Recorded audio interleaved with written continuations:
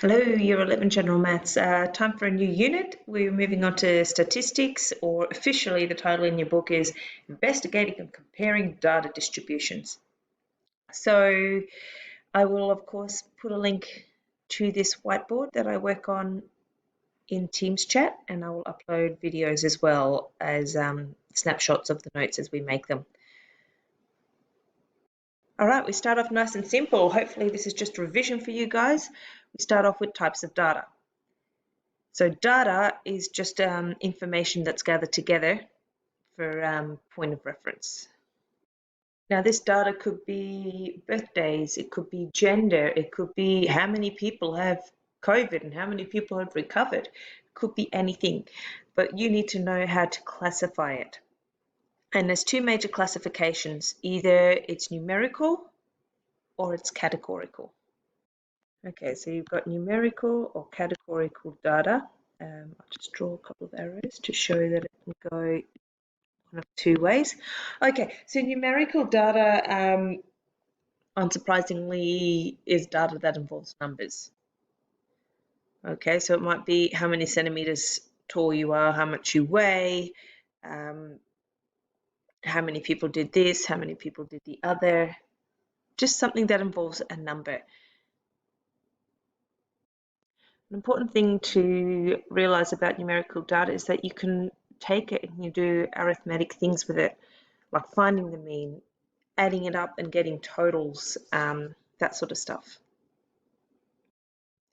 The second big branch of types of data is categorical, and this is when you can put data into categories or groups.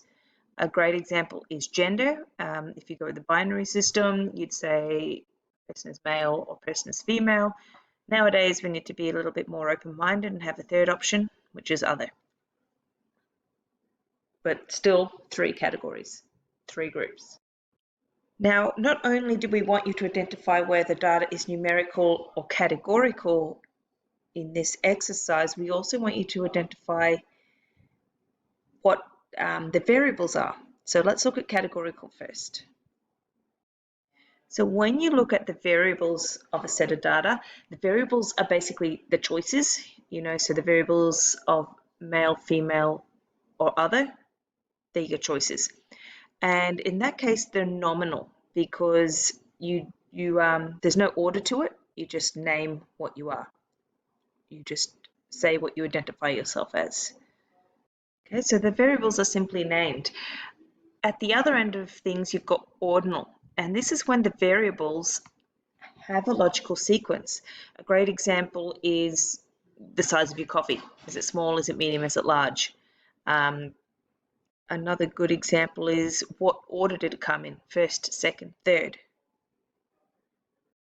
Okay, so that's how categorical data can get broken down. Numerical data can also be broken down into two big groups.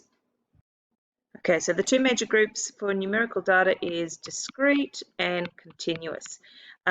Discrete is often also called counting data because it's something that you count in whole numbers. So you're counting things, and it might be how many pieces of Lego you used to build something, how many dirty dishes were used last night to make dinner, how many siblings you have. Generally, you don't create these things in halves. Okay, it's either you've got a dirty dish or you don't have a dirty dish. You've got a sibling or you don't have a sibling. When data points come from things that you measure, that's when you've got continuous data. And we call it continuous because it's not counted or rounded off to whole numbers. We have decimal places. For example, the length or the height of a Lego model might be 23.5 centimeters. It doesn't have to be 23 or 24. You can have those decimal places in the middle.